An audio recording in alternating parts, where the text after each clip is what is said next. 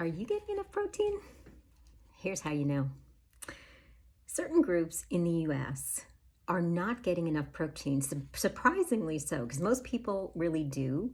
But there are certain groups of people in the US that do not get enough protein. So the statistics go 1 in 3 adults over 50 do not get enough protein.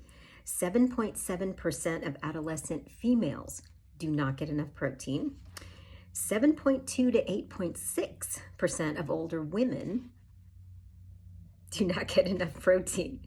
And so what does that cause? Well, there are several different things that not getting enough protein can lead to.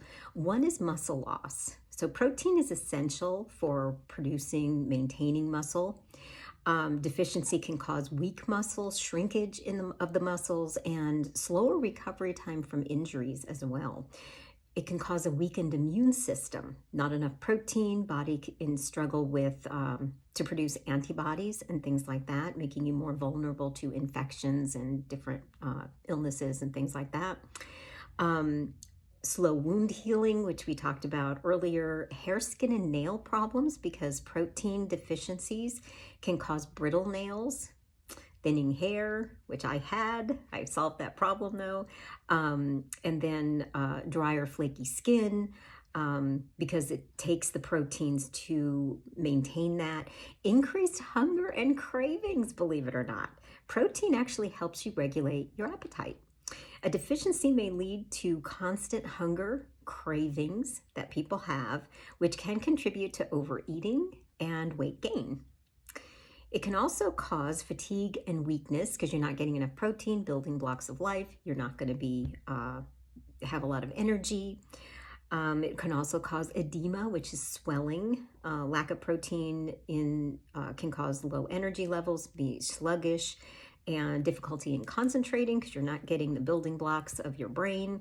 And it's essential for oxygen transport and metabolism as well. So if you're not getting enough protein, all of those things suffer.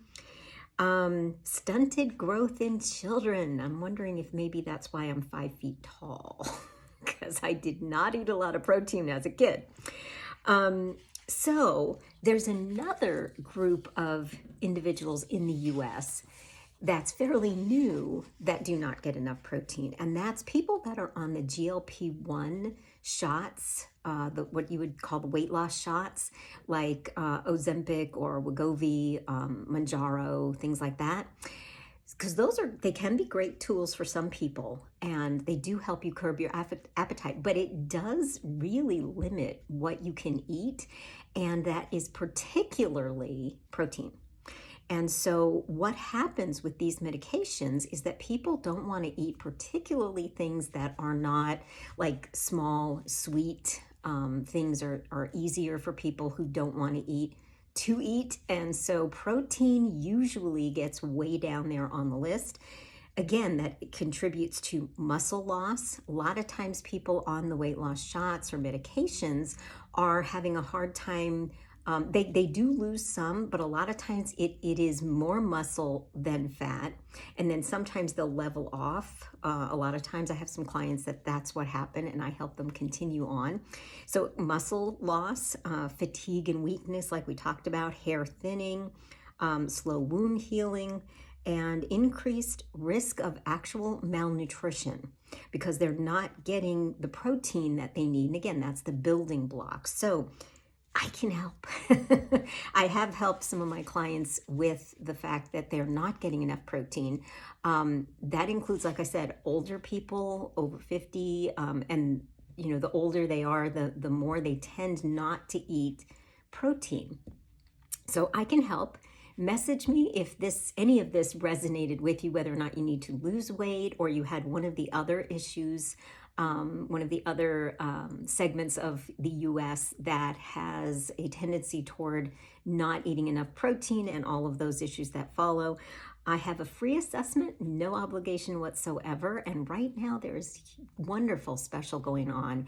And so it would be a great time to chat. There's never any obligation, and the assessment is free. I'll put the assessment below this video. And I'll be back next week with more Coach JoJo's health tips.